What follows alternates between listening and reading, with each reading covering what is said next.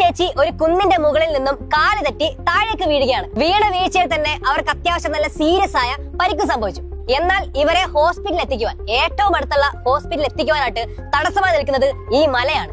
ഈ മല ഉള്ളത് കൊണ്ട് തന്നെ ആ ഹോസ്പിറ്റലിൽ എത്തുവാനായിട്ട് ഏകദേശം 64 കിലോമീറ്റർ ഇവർക്ക് ഈ സ്ത്രീയെ, ഇവരെന്ന് പറഞ്ഞു കഴിഞ്ഞാൽ ഈ വീണ സ്ത്രീയുടെ ഭർത്താവും സുഹൃത്തുക്കളും കൂടി ഈ സ്ത്രീയെ ചുമന്നുകൊണ്ട് റോഡ് വഴി 64 കിലോമീറ്റർ ഈ മലയ്ക്ക് ചുറ്റും നടന്ന് ആശുപത്രിയിലേക്ക് യാത്ര തിരിച്ചു. നിങ്ങൾക്ക് എല്ലാവർക്കും അറിയാം, ഇത്രയും സീരിയസ് ആയ ഒരു അപകടം സംഭവിച്ച, സീരിയസ് ആയ ഇഞ്ചുറീസ് പറ്റിയ ഒരാളെ എത്രയും പെട്ടെന്ന് ഹോസ്പിറ്റലിൽ എത്തിച്ചില്ലെങ്കിൽ അത് ജീവന് വരെ അപകടമായി തീരും. അപ്പൊ ഈ 64 കിലോമീറ്റർ എന്ന് പറഞ്ഞാൽ അത്യാവശ്യം കുറെ സമയം എടുക്കല്ലേ. ആ സമയത്തിനുള്ളിൽ തന്നെ ഈ പുള്ളിക്കാരി ഹോസ്പിറ്റലിൽ എത്തുന്നതിന് മുമ്പ് തന്നെ മരണത്തിന് കീഴടങ്ങുകയും ചെയ്തു. ഒരുപക്ഷെ ഈ മല അവിടെ ഇല്ലായിരുന്നെങ്കിൽ നേരെ ഏകദേശം 10 മിനിറ്റ് അല്ലെ 5 മിനിറ്റോളം നടന്ന് അവിടെ എത്താവുന്ന ദൂരം ഉള്ളായിരുന്നു. പക്ഷെ ആ ഒരു മല കാരണമാണ് ഈ സ്ത്രീയുടെ മരണം അവിടെ സംഭവിക്കുന്നത്. ശരിക്കും ഈ ഒരു സംഭവത്തോടു കൂടി തകർന്നു പോയത് ആ സ്ത്രീയുടെ ഭർത്താവായിരുന്നു. കാരണം സ്വന്തം ഭാര്യ രക്ഷിക്കാൻ സാധിക്കാത്ത ഒരു വിഷമവും സങ്കടവും ദേഷ്യമെല്ലാം അദ്ദേഹത്തിന്റെ മനസ്സിലുണ്ട്.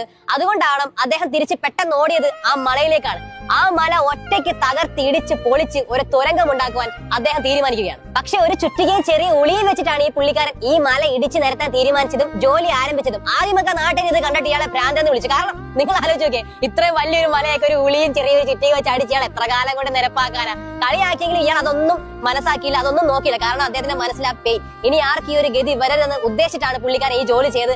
എന്ന് തീരും, എത്ര നാളുകൊണ്ട് തീരുമെന്ന് ഞങ്ങൾക്ക് അറിയില്ലെങ്കിലും ഇയാൾ രാവും പകലും ഒരു ഭ്രാന്തനെ പോണക്ക് അവിടെ കിടന്ന് പണിയെടുക്കുകയാണ്. ഏകദേശം 22 വർഷത്തോളം, 22 വർഷം പട്ടിയെ പോണക്ക് പണിയെടുത്ത് അവസാനം അദ്ദേഹം മല തുരന്ന് ഒരു തുരങ്കം സീത കറക്റ്റ് നേരെ ആ ഹോസ്പിറ്റലിലേക്ക് എത്തുന്ന രീതിയിൽ അദ്ദേഹം മാറ്റിയെടുക്കുകയാണ്. 64 കിലോമീറ്റർ യാത്ര ചെയ്ത് എത്തേണ്ട സ്ഥലത്ത് ഇന്ന് വെറും 360 ഫീറ്റ്, വെറും 5 മിനിറ്റ് പോലും വേണ്ട, 2 മിനിറ്റ് പോലും വേണ്ട, നടന്നെത്താവുന്ന രീതിയിലേക്ക് ഇന്ന് അദ്ദേഹം ആ തുരങ്കം ഉണ്ടാക്കി ഒരുപാട് ജീവനുകളെ രക്ഷിക്കുവാൻ കാരണമായി തീർന്നു. ബീഹാറിലാണ് കേട്ടോ 1960 ഈ സംഭവം നടക്കുന്നത്.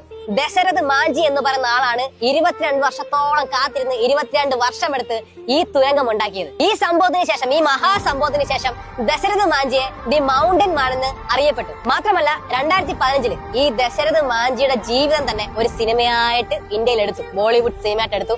ആ സിനിമയുടെ പേര് മാഞ്ചി ദി മൗണ്ടൻ മാൻ എന്നായിരുന്നു.